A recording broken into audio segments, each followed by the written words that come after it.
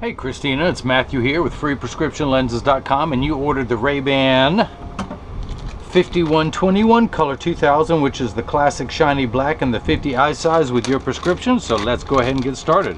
I'm going to take everything out of its original packaging.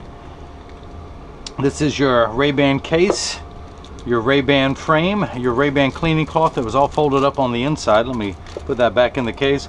And RayBan actually always, when they send it to me, they put a little plastic sleeve on the left temple to prevent the temples from rubbing together during shipping. And if they think it's a good idea to send it with one, well, by golly, I save these things. I'm going to put a second one on the right side when I ship to you, so you'll have twice the protection. But let's go ahead and get started because it's very hot in my lab today. There's no air conditioning in the building, and it's 92 degrees outside and 92 degrees inside. So these are the demo lenses that RayBan sends. I'm going to pop those out. I'm going to make sure that you receive those. You get all the original packaging that RayBan sends to me. So I'm going to put your RayBan frame into my $30,000 Santanelli. It is the LE1000 patternless edger, and the stylus is popping up to trace the shape of your left lens. Then it's going to move over and trace the shape of the right. Here at freeprescriptionlenses.com, where everyone loves a bargain and no one is disappointed with quality. You buy a genuine, authentic RayBan frame and you get free prescription single vision lenses or non-prescription fashion lenses. But in this case, you chose prescription.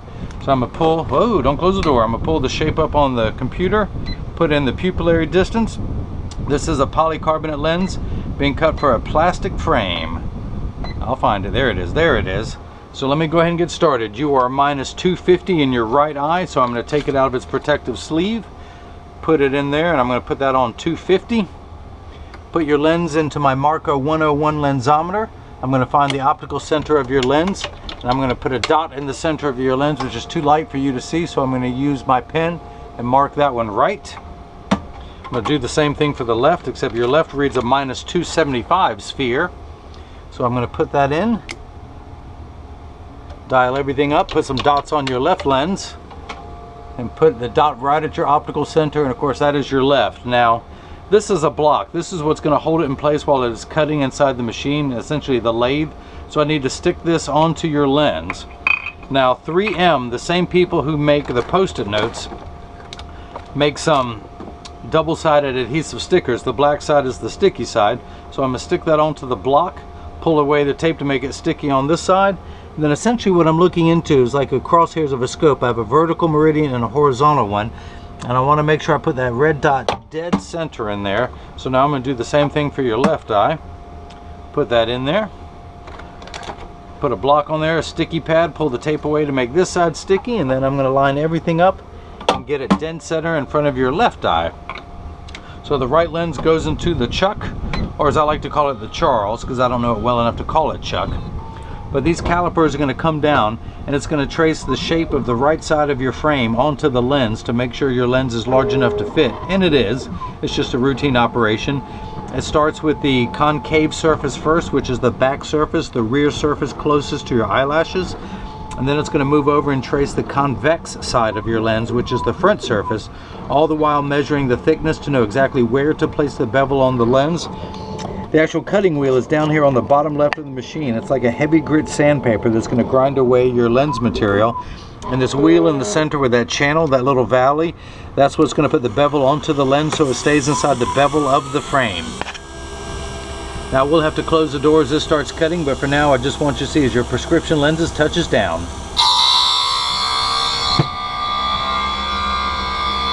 So your lenses are made out of the polycarbonate material. Polycarb is 40% thinner and lighter than regular plastic. It is virtually unbreakable. Your lenses are virtually unbreakable. Do you hear that, Christina? They're also bulletproof up to 22 caliber and have both UVA and UVB protection. We know what the sun's harmful ultraviolet rays can do to your skin, where your eyes are 8 times more sensitive than your skin. So you have permanent sunscreen for your eyes. You never have to worry about ever reapplying. You know, with the sunscreen you put on your skin, the lotions, the cream, or the sprays, you have to reapply them every few hours. You never have to do that with your lenses.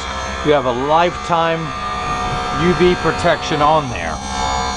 Not only are your lenses all of that, but it's also spherical, meaning that it's aspheric, where a spherical lens is round and gives you that ugly cosmetic fishbowl appearance, your lenses are much flatter. These are the highest grade ophthalmic lenses that you can get. So it's going to fit inside the frame and you will not have anything protruding out. That's what you get for free from me when you buy the frame. If you notice, your lens is completely flat around the edges like a nickel. If I were to take it out, it would stand up on its own now. It's actually getting the bevel put onto the lens now. There is water running in the background, but that's only to collect the dust. Polycarbonate cuts dry, where plastic and high index plastics cut wet. Now in just a moment, 2 water jets are going to start spraying water onto the lens. So that's just to wash away any optical sawdust or debris that may be on your lens, like this right there at the corner. I love picking that off as it goes around. But your lens is going to be clean, and in just a moment I'm going to take it out and we'll see if it fits in your frame. Quite honestly, I'll be rather skeptical if it does. I always program the machine to cut a little bit larger. Based on the golden rule, you can always cut more off of the lens, you can never add it back on. So I start a little bit large with the right lens, and then once I get it the correct size, I'll flip it over and I'll start cutting your left lens.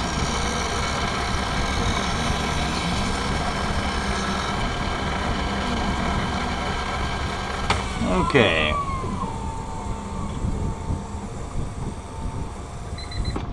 Take that out of the chuck. I'm going to dry everything off here. Now you still have some rough edges, some rough burrs around the edge, so I'm going to use my hand stone, which is completely flat. I can put my finger on it while it's running, and my finger does get warm due to the friction, but it's that friction that allows me to go around the outside of your lens and smooth off those rough edges. And this white powdery substance you see on your edge, that is called Schwarf.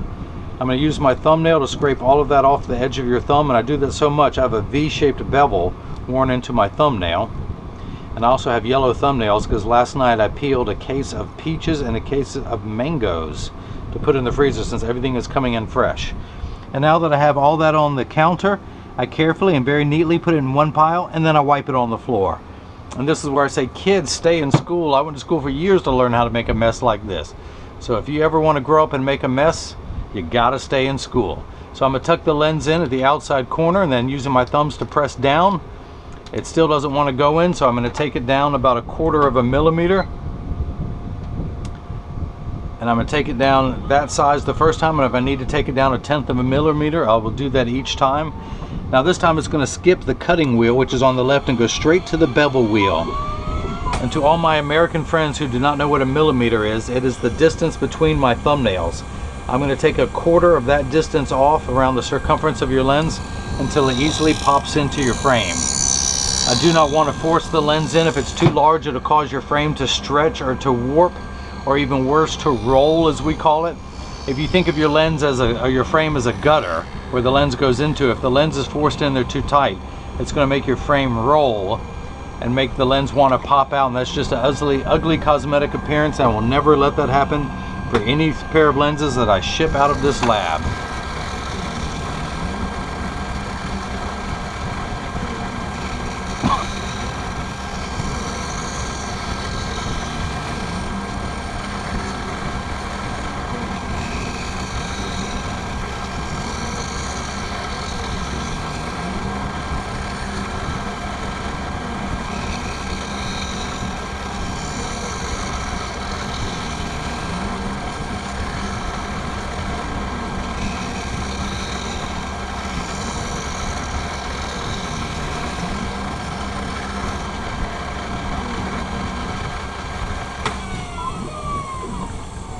Okay. I'm going to take the lens out now, dry everything off so it's not slippery. Back to my hand stone real quick. Back to the safety bevel. Back to scraping everything off with my thumbnail. And then you know what's coming next. Back to wiping everything onto the floor. Whee! That was fun. You know, the clown gets to have a laugh at work too every once in a while. So I'm going to tuck the lens in at the outside corner, then using my thumbs I press down at the edges, and it still does not want to go in, so I'm going to take another 1/10 millimeter off of your lens and then hit the retouch button. I just always want to make sure the sizing is perfect before I ship anything to you. And once I get the size of the right lens down, then I'll flip it over and we'll cut the left.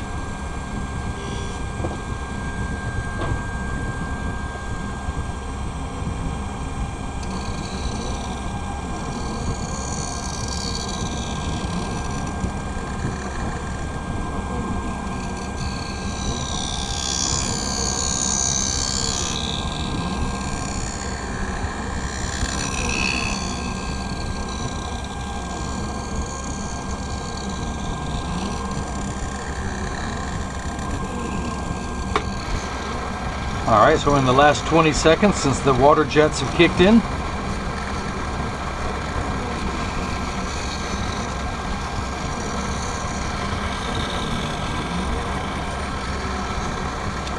And I just got a new GoPro Hero 3. I had been shooting everything with my GoPro 2.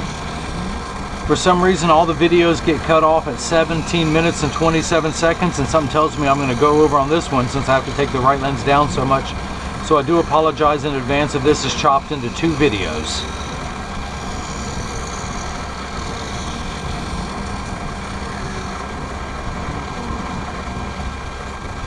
All right.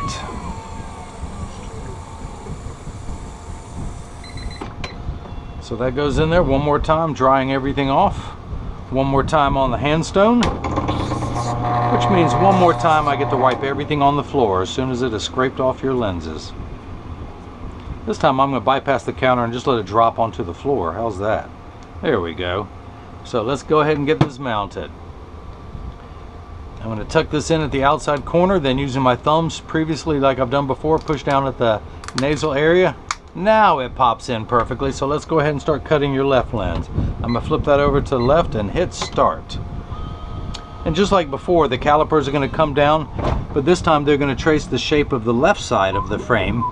But again, starting with the concave, the rear surface, the back surface first, and then it's going to move over and trace the convex side of the lens, the front surface. And that concludes your vocabulary lesson of the day.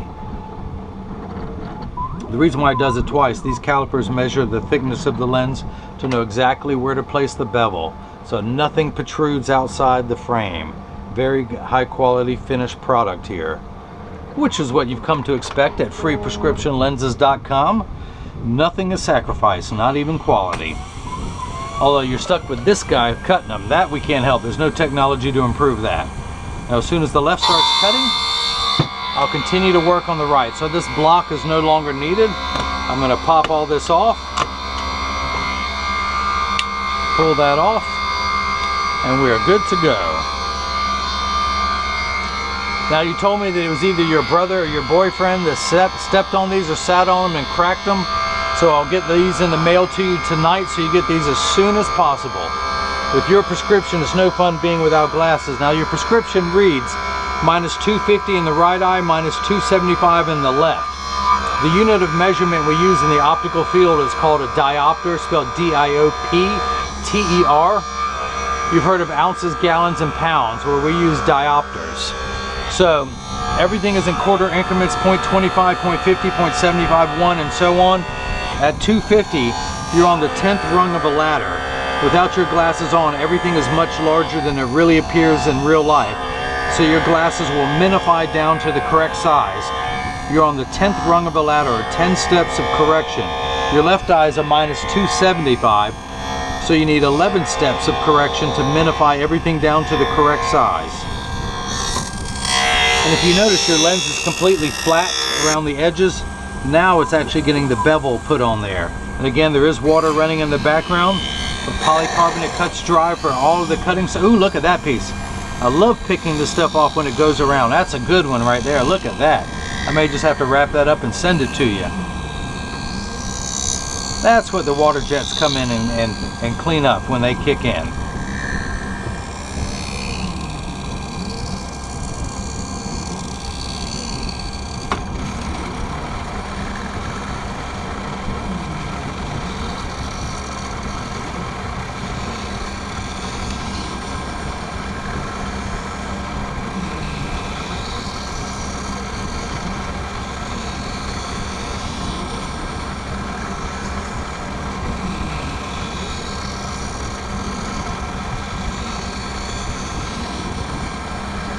So in just a minute, I'll take your left lens out, dry it off, and then we'll see about getting it mounted into your frame.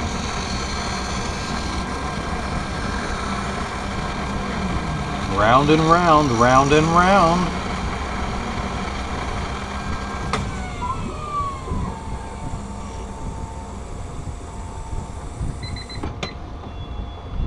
So let me dry everything off. Back to the handstone, back to the safety bevel, and then scrape this off one last time. Let's see if the kids are paying attention. I'm gonna get it all into one pile.